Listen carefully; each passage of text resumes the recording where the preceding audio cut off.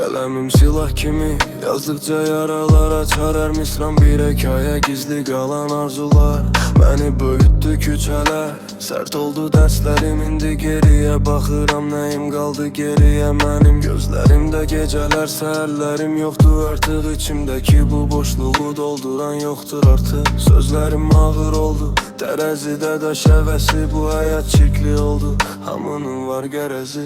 Yuxularım yarım qaldı, həyatım çöktü mənim. Dost dediklərim nəyimə gərək indi mənim? Pul gəlir gedir, ruhum qalıb acalavac. Qəlbimdə izlər var, qapılacaq yox bir əlac. Yuxularım yarım qaldı, həyatım çöktü mənim. Dost dediklərim nəyimə gərək indi mənim? Pul gəlir gedir, ruhum qalıb acalavac. Qəlbimdə izlər var, qapılacaq yox bir əlac. Vaxt keçir səssizcə, dəyişir hər şey yavaş yavaş. Əllərim boş qaldı, başımda tonla savaş. Fikirlərim dərin quyu, gecələr uzun oldu. Nə qədər qaçsam da keçmişim sonum oldu. Sıfırdan başladım, indi bax gör hardayam. Yıxıldım neçə dəfə amma yenə ayaqdayam. Sözlərim güllə kimi, hədəfim dəqiq səhvsiz. Bu oyunda qayda yoxdur, yalnız güc var, yalnız biz.